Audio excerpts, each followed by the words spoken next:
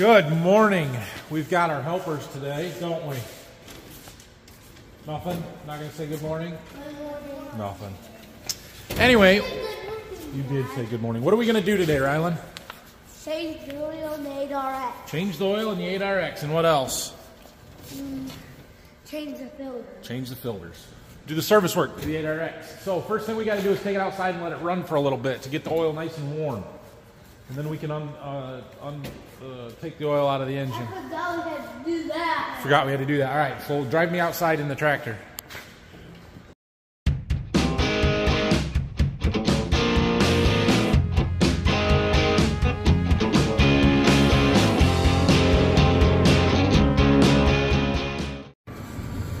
All right, so we're gonna just pull it right out front here.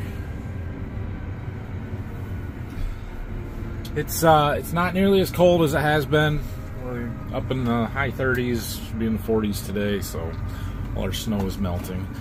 And we want to just let this run. Can I set this at 1800 RPM and let her go?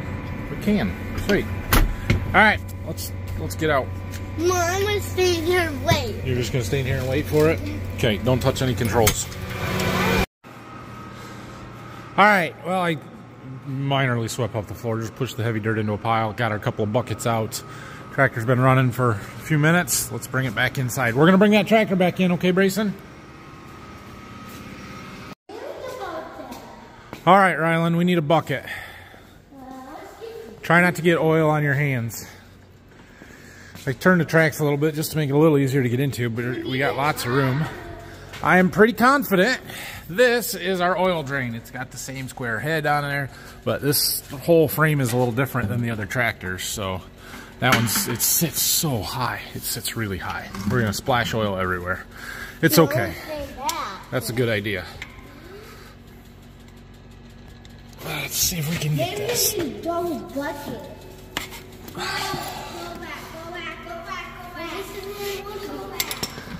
All right, I need that other bucket over here, bud. I'll pull my sleeve because.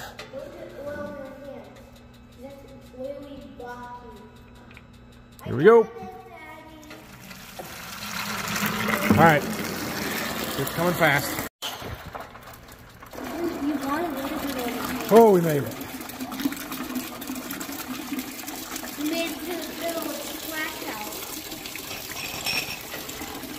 Hopefully.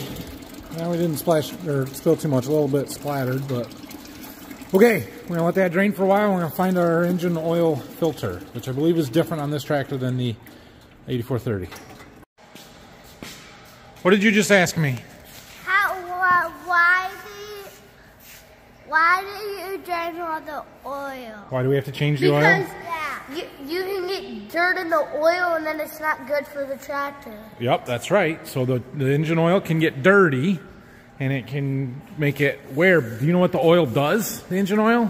Oh, make it start. Make it start? Kind of. Make it run smooth. Yep, so the oil is there to lubricate the engine because inside the engine there's lots of pieces and they spin around and move really, really fast. And if you put your feet on. Right, yeah, but if you rub metal on metal with no oil or lubrication, then it will wear it out. And the metal will start wearing and it'll break the engine. And so they have engine oil in them to lubricate it, to make things slide easy and move, right? Yeah. And so over time, there's some parts in that oil that they start to break down, and you have to take the old oil out, gets all the dirt out, gets all the contaminants out, and all that old oil, and you put new oil in, and then it lubricates it better, and it does a better job. That's why. But you're right, it gets all the dirt out of the engine. How's that?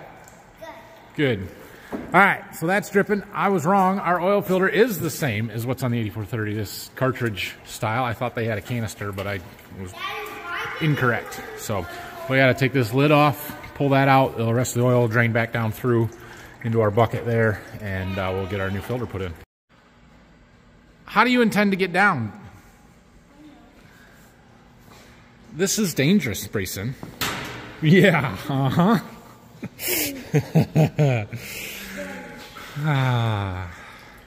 He starts asking me a question. I look over and he's halfway up the back of the stairs. What? That's why they invented engine oil. To lubricate the engines. Yes. That's right. How often do we have to change it? 370. On the 8430, 375 hours. What about this one? Do you remember? I don't know. 500. 500, that's right. Or every year. All right, we got this filter out. Well, you have to lift up the hood. I mean, that's not the greatest design on how to get that filter out of there, but at least the engineers did take into account the fact that you have to be able to lift that filter up when they put that screen in there, and they made that pocket just big enough to get this out. All right, so we got our old oil out, or our old oil filter out. It's draining in the oil room on our grate in there. I replaced this O-ring on there that comes with the new filter. And here is our new cartridge filter. It snaps into the lid there, and then we can put this back in. All right, there is that one. Our oil is still dripping. Pretty steady stream or drip there, so we're gonna let that keep going. Let's do fuel filters. All right, so fuel filters here. We drained this. There's a drain on the bottom, and I disconnected the sensor to tell me if there is water in the fuel. It says to take this one off first and then this one for clearance purposes. I would think it would be easier the other way, and this filter wrench is too big. I don't know. We'll get them off of there. Unfortunately, my new filters are going to be black and not green, so you're going to know it's not a new tractor anymore. It's had the fuel filters replaced. Oh, well. Notice how the backsides of the filters don't have any paint on them either. So the Tractor Factory does not have dip tanks like the Combine Factory is. They don't dip the engines or the filters. They use robot paint sprayers. Which, cool, and they do a pretty good job, but they cannot get on the backside of oil filters. Well, I got both of those fuel filters off. We have to get this clear bowl, the water separated portion, off of this one, put it on the new one, which is often the most difficult part of changing fuel filters on these tractors, because there's no way to hold that. So we got to take it over and put it in a vise, and it's messy and you get fuel everywhere, but it's what it is. Well, that one broke loose fairly easily, actually. And we can take this back and let it drain some more. And we'll get the new ones out. Sure, those two green and yellow boxes, black. All right, here is our new one. It comes with new O-rings, packings, gaskets, whatever you want to call them.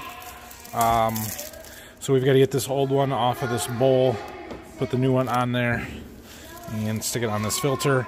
And just because I don't necessarily show you does not mean I am not lubricating these O-rings and stuff. You always put a thin layer of oil or fuel or whatever your filter is for on the O-ring to lubricate it. I do that, it's just hard to show.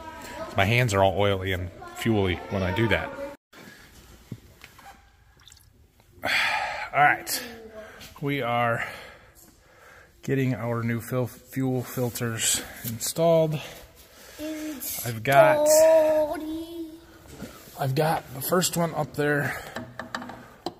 Put this one on. This is the primary. Somebody's going to ask me or point out that I did not pre-fill the filters. You do not, under any circumstances, pre-fill fuel filters on John Deere tractors. You put them on dry, you make sure that the drain is closed, and you turn the key on. And it will fill itself. All right, so those are on there. Deere did a really good job of making the logo face out on the one. The other one, I probably could get it there, but it feels over tight as it is, so we're gonna push it.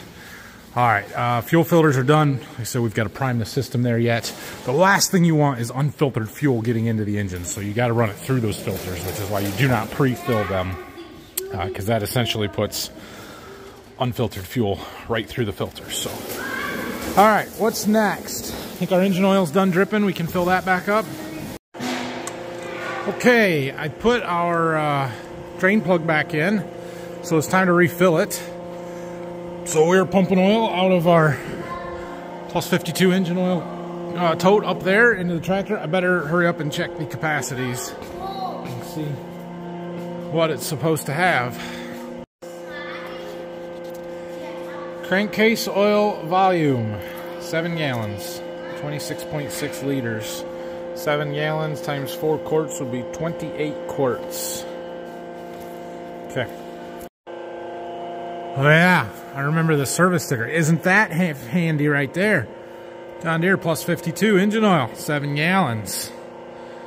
Cool. High Guard, 65 gallons. Whew. Well, that's just, wait a minute. Plus another 9 gallons. That might be front axle. I don't know. We'll have to look that one up. No, this is front axle, 4 quarts. Anyway, this is a little slow, so we're kind of watching it. I opened the hood up. We're going to change air filters. So those are in this cover right here. We'll go ahead and pull those while keeping an eye on our meter there. Here's our air filter, and it's still blue. It's not horrible until you really start looking at it, and especially when you come over to this side that was on the bottom and you got this stuff stuck to it. And if you look in those, they're packed full of bean dust. So we're gonna change it, but it's still blue. Well, I've been washing them a lot. Are your hands dirty? A little bit, aren't they? So we're gonna go ahead and change this filter. This is the inner air filter. This is a do not clean. I probably could get away with replacing this one every other year or something, but it's just not worth it. The risk is not worth the cost savings.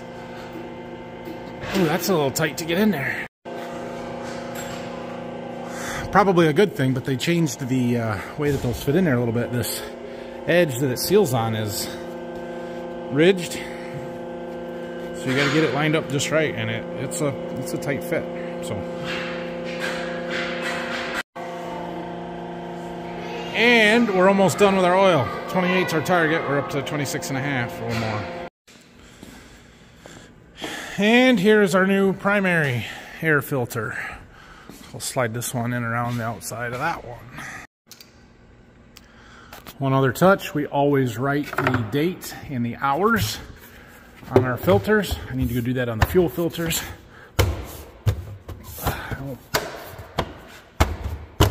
Try. Maybe I don't have the filter in enough. There it goes. Snap the cover back on. Jeez. Okay, I got it. All right, now, we only have 2 more filters to change.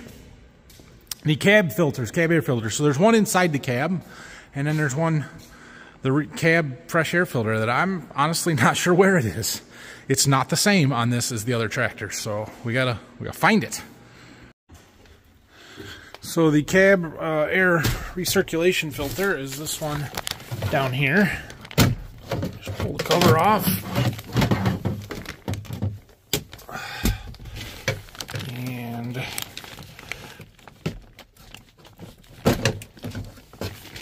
oh, filter sits in a frame. Okay, try not to get dust everywhere. There's that one. It's a little dirty. We're gonna take this with us so we can put the new one in there. Old one, it's dirty, it's not horrible. New one. Let's see how does this go. Like this maybe. So this filter here is it's filtering the air that's in the cab that the air conditioner heater, the fan, is pulling out of the cab, recirculating through the air vents. It's very similar to like your furnace filter in your house. It's taking air from inside already, filtering it, pushing it back inside. So that's what this one does. We'll go put that back in there. A little difficult to write the date and hours on this one. Not a good flat surface area. All right, so that one's back in there. And I found the outdoor fresh air cab filter, or fresh cab air filter, whatever they call it. I was wrong when I said it's not like the other tractors. It actually is. I'm surprised that it is up here. And the reason is on this 8RX, the new 8R series tractors, it does come down, doesn't it? I just want the whole thing. There it comes, maybe. No. Hold on. I got it.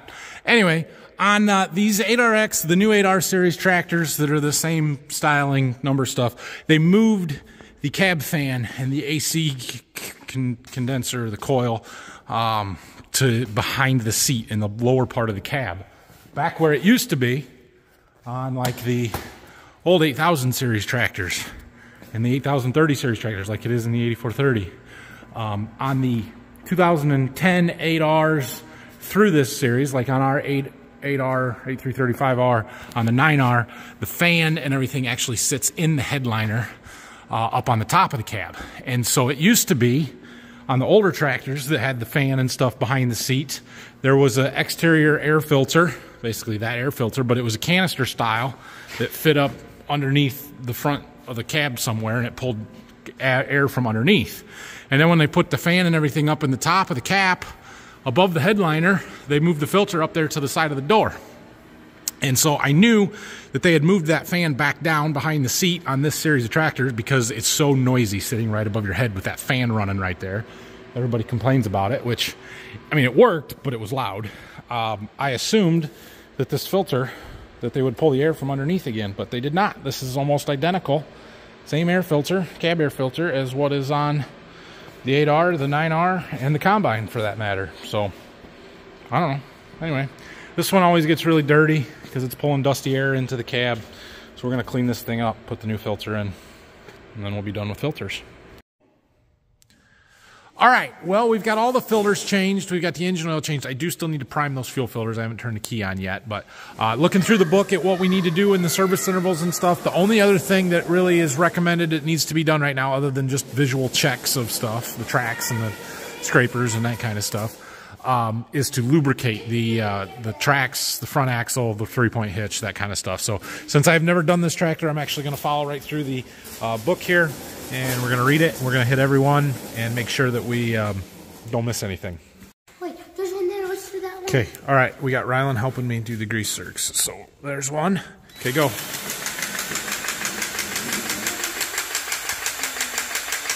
Okay, stop. Good job. Now let's do that one. Do this one? Yeah.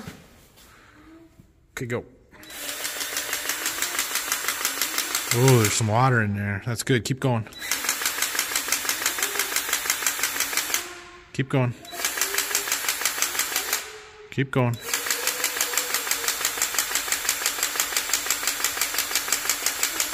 Yeah, this is why we grease after we wash, because you get water and stuff. Keep going, bud, till we see some grease out here. We ran out of grease. Do you know how to change a grease gun cartridge? Nope, you don't pull that first. You got to untwist it. But you got to turn this part. Let me help you. Get it started. Ooh, it's tight. Ooh, Brock put it in there too tight. There, we got it. Brock's stronger than you. Brock's stronger than me? Probably. Okay, pull it out of there. You should be unscrewed all the way. Just pull. Okay. Now, there's a little bit still in there, but not very much. So now you got to bring that over here. And put it over the trash can.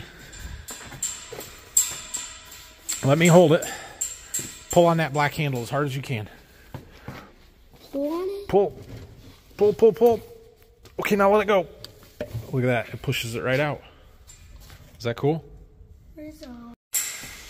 All right, so we got it out, and I pulled the handle back out. Okay, there's our new grease tube. You see it? Yeah. Yep. You got to take that black cap off.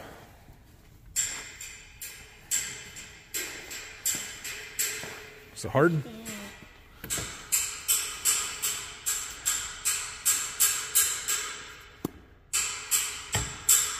Okay, now stick that tube in here. Upside down. You got to put the open end in first. There's like a lot in there. Oh, you got some on your hand now. Okay. Sorry. No, don't wipe it on your coat. Wipe it on a rag. Right there. Okay. Now, can you see that little tab on there? Yeah. You gotta try and pull that up. Can you pull it up? Is it hard? There you go. Okay. Now you gotta pull on it. Oh. Pull. Good job. Now throw that in this trash can, in the red barrel.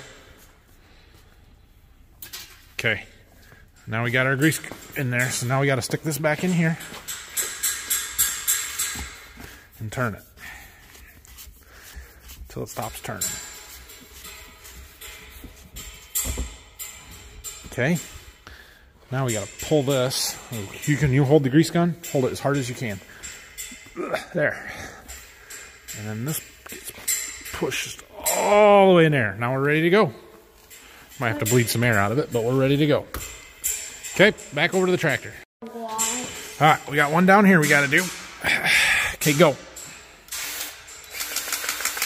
Keep going. Ooh, that one's tight. Huh? Okay. That one was a little tight, but we got it. All right, bud, you ready? Yeah. We got one down here we got to get. Way down there. Go? Wait, not yet. Uh-oh, I broke our grease tip. That last one. All right, well, we did that one fitting that wouldn't take grease very good. Keep going. And it wrecked our tip. So I put a new tip on. Oh, it works fine. This is the last one on the 3-point back here.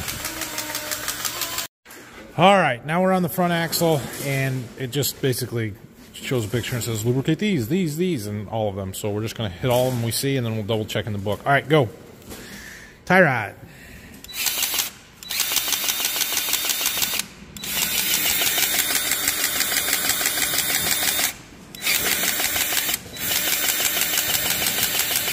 Okay, that's good.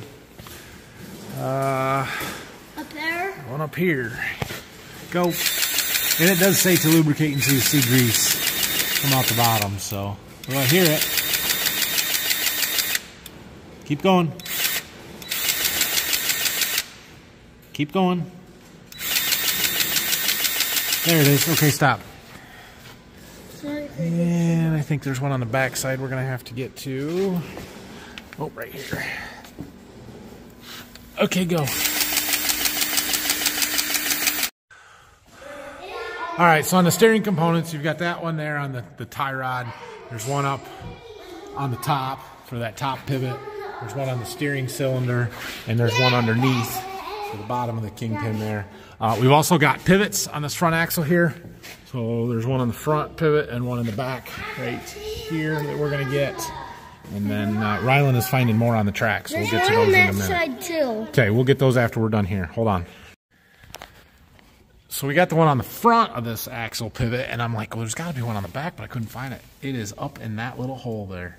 Like, okay, move the grease gun a little closer to us, bud. Go. Okay, go. There's glass from... Yeah, from the other tractor. Yep. Okay, go. It's hard to see, though. Well, it might be in a different spot, but in the service lubricate section of the manual, it does not show those that are on the track frames.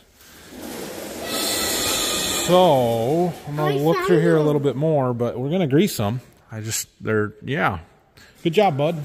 I thought you wanted to figure those out, and I did. You did. You did a good job. Hey, there's one here too. You're right. There is. We got to grease it. Probably on both sides. All right, so in this page, the track's general information, it has track service stuff here. And the last one says track tension cylinder service lubricate.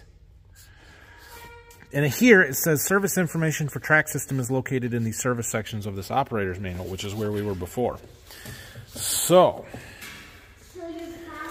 it does not say anything in here because they kind of sort this into check versus lubricate versus clean versus change. And it does not say to lubricate on the, doesn't say to lubricate those anywhere in the service department section. So John Deere, your technical writers for your manuals missed something. So I'm not sure what the service interval is. Check, check, check, check, check, check, check. Lubricate deluxe rear hitch stabilizers, which we do not have. Lubricate mechanical front wheel drive U-joints. Lubricate axle kingpins, tie rod ends, axle pivot fittings, and steering cylinders. It doesn't have them in here. The only other lubricate is that draft link support bushing, which is the one we did in the back, which we probably didn't need to. So anyway, we're going to grease them. I don't know what the interval is because it doesn't say in the book, but we're going to grease them.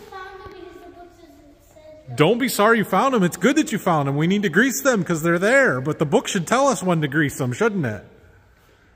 John Deere made a mistake. It's never happened before. That's a joke. I find typos in their books all the time. So this is the track tensioning cylinder that you hook up. There's a cover under there with some hydraulic fittings for hooking a hose up and stuff, but it presses oil into there. There's our gauge down there that shows that our tension is good, but we need to grease this. Go, bud. I don't know if we'll be able to see. Not real well. So there is one of those on every track frame, including the rears, and we're just going to go hit them all. All right, I believe we are done. You may know on our grain cart that there are grease zerks on all of the idler and bogey wheels on those tracks. They use grease for lubrication. This has oil bath hubs, so inside of all of these covers, here, there is actual oil in there. I think it's high guard, just hydraulic oil. It might be gear oil, but I'm not sure. But anyway, that's a $1,500 change and not something we need to do right now. So, yeah. Windy. All right. Well, it is lunchtime, so we're going to take the boys and go get some lunch. I need to run to the bank anyway, so we're going to go find something to eat. So I probably could foam and wash this tractor this afternoon. I'm probably not going to do that this afternoon. So I'm happy we got the service work done on it, and we'll see what else we can find to do this afternoon. How's lunch, boys? Goodies. What'd you get? Ice cream. What do you say to me? Is it full? It's, yeah. Well, we have made it back to the farm. The boys are somewhere. I don't even know. Chasing each other while they're right in front of the tractor. So I'm sitting in here. We turned the key on and we're letting it prime the fuel filters up. And also I'm looking, I had to buy this last year because all the old tractors have a power strip like this in it with these rectangular-ish plugs, power, ground, and a keyed power. And so all of my monitors and everything was set up to run off of this kind of power. Well, this tractor doesn't have those. It's got these round style in a couple of different spots, but anyway, they sell you this. Go figure, they sell you something to fix that. The problem is we got to figure out somewhere to mount it. I just kind of had it left on the floor last year because I just wasn't going to mess with it in season when we were busy. But I was going to try and see what the best way to mount this is, whether that's using these mounting holes up here, making a bracket or something to put it on, or trying to find somewhere down here to secure it. I don't know. We gotta wipe the cab out and stuff, but we're gonna work on that kind of stuff today. I'm not gonna wash. Well, maybe I am. I don't know. But yeah, so that's what I'm doing. So if they're out of the way, we're gonna try and start this. Boys, are you away from the tractor? I'm gonna start it up. Can you go somewhere where I can see you? Can you go somewhere I can see you? One of them's over there. There they are. Okay. Cranking a little longer.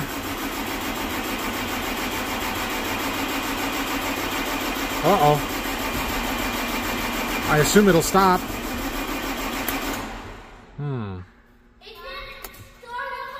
I know. Why didn't it start up?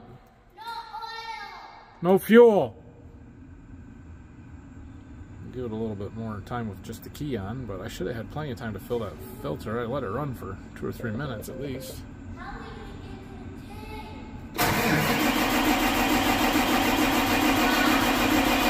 Ah! Uh-oh. Okay, well, we'll give it some more time. We're getting fuel through them.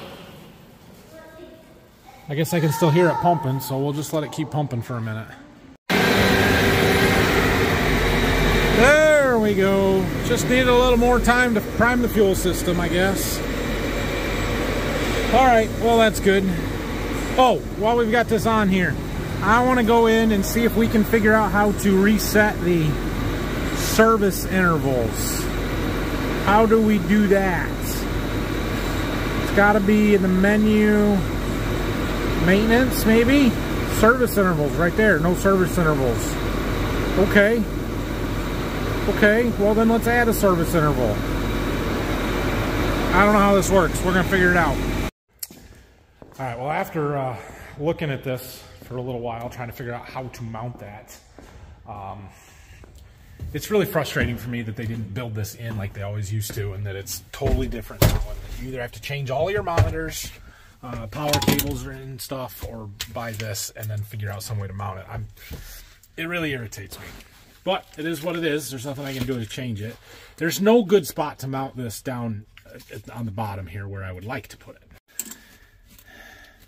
Down here, there's no, I'm not drilling holes in my stuff, and it just doesn't fit anywhere, you know, real good. And so I'm going to try and mount it up here, which is where all the pictures and stuff show. And there's a mounting bracket that attaches to this that's got a rail kind of like that, but a short vertical one that this attaches to.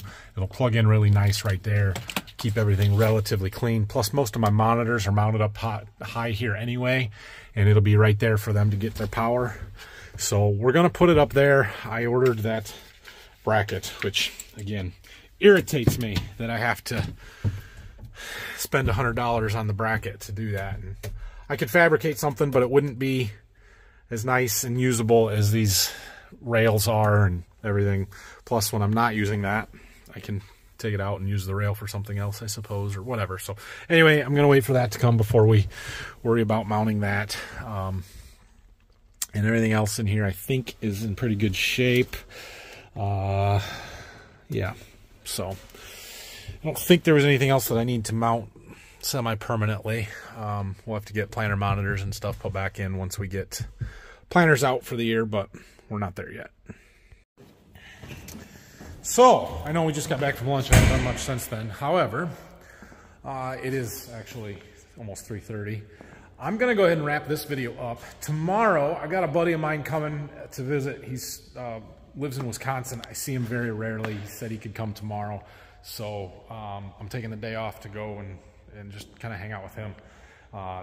He's bringing his family. My wife's got the day off. So we're going to do that, which means I'm not going to be here, which means I'm not going to make a video. However, before you get all disappointed because you're going to have another 3-day weekend without a Border View Farms video, let me talk.